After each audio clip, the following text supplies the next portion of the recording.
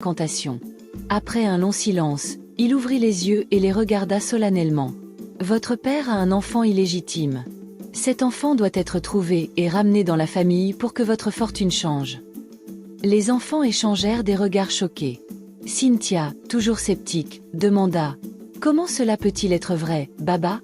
Nous n'avons jamais… » Après quelques semaines, la situation de la famille s'est aggravée. La frustration était élevée sur les plans physiques, financiers et mental. Tous les amis de la beauté se marient et certains d'entre eux donnent naissance à leur bébé tandis que sa propre vie reste stagnante. La famille convoque une autre réunion pour discuter de la suite à donner au comportement irresponsable de leur père. Malgré le récent échec et les humiliations, leur désir de découvrir la vérité restait intact. Nous devons continuer à chercher, déclara la beauté avec détermination. Innocent n'est peut-être pas notre frère, mais cela ne signifie pas que l'herboriste avait tort. Quam, toujours l'optimiste pragmatique, hocha la tête. Mais où chercher, sœur? Nous avons déjà vendu notre terrain. Nous devons être stratégiques avec nos ressources restantes. Ajoua, la mère de la famille, interjeta doucement. Peut-être que nous devons revisiter les endroits du passé de votre père.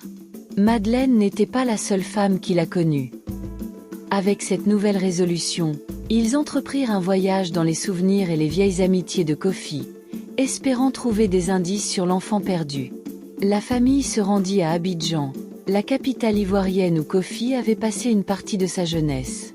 La ville, avec ses rues animées et ses marchés colorés, portait l'empreinte du passé de Kofi. Ils se dirigèrent vers le quartier d'Adjam, où vivait Aoua, une ancienne amie de Kofi. Aoua, une femme aux yeux perçants et au sourire accueillant, se souvenait bien de Kofi. Nous avons partagé de nombreux moments, Kofi et moi, dit-elle en les accueillant dans sa maison simple mais chaleureuse. Lorsqu'ils lui exposèrent leur quête, Aoua réfléchit un moment, puis murmura. Il y avait une autre femme, une femme du nom de Cécile. Elle avait des liens étroits avec Kofi à l'époque. Elle était très secrète, et puis un jour, elle a disparu. Cette révélation raviva leur espoir. Kofi, les yeux plissés de concentration, se souvint vaguement de Cécile, une femme mystérieuse qu'il avait connue brièvement. Elle venait souvent à la bibliothèque où je travaillais, se rappela-t-il. Elle était passionnée par la littérature et avait des opinions tranchées sur tout. Avec ce nouveau fil, la famille décida de chercher des informations sur Cécile, espérant que cela les mènerait à l'enfant perdu. Après plusieurs jours de recherche dans les archives locales et de discussions avec les anciens habitants du quartier, ils trouvèrent une piste. Cécile avait quitté Abidjan peu après leur dernière rencontre, mais elle avait été vue dans un village du nord, Kassiola. La famille entreprit le long voyage vers ce village, portée par l'espoir fragile de découvrir enfin la vérité. À Kassiola, ils rencontrèrent un homme du nom de Yao, qui se souvenait de Cécile. Elle est venue ici il y a des années, raconta-t-il. Elle était enceinte, mais personne ne connaissait l'identité du père.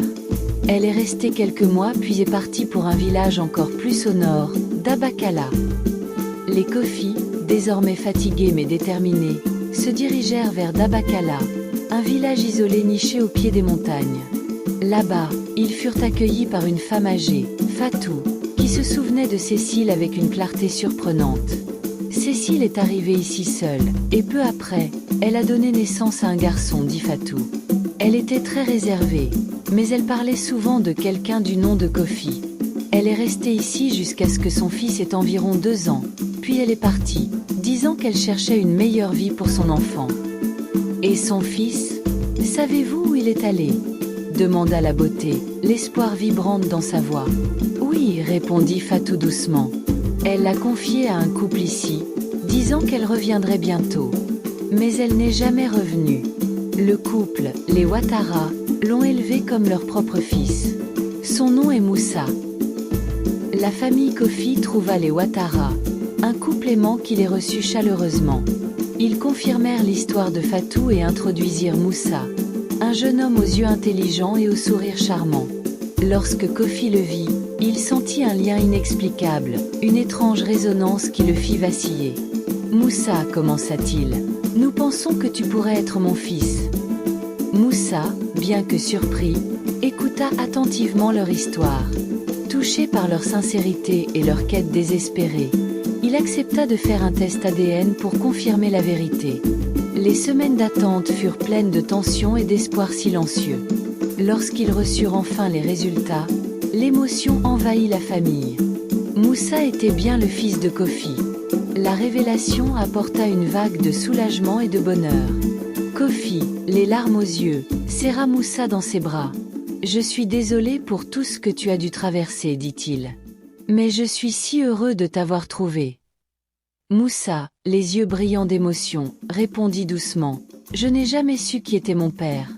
Mais maintenant, je suis content de savoir d'où je viens. » La famille Kofi, unie par la vérité retrouvée et le pardon, retourna à Abangourou avec Moussa, leur espoir renouvelé et leur lien renforcé.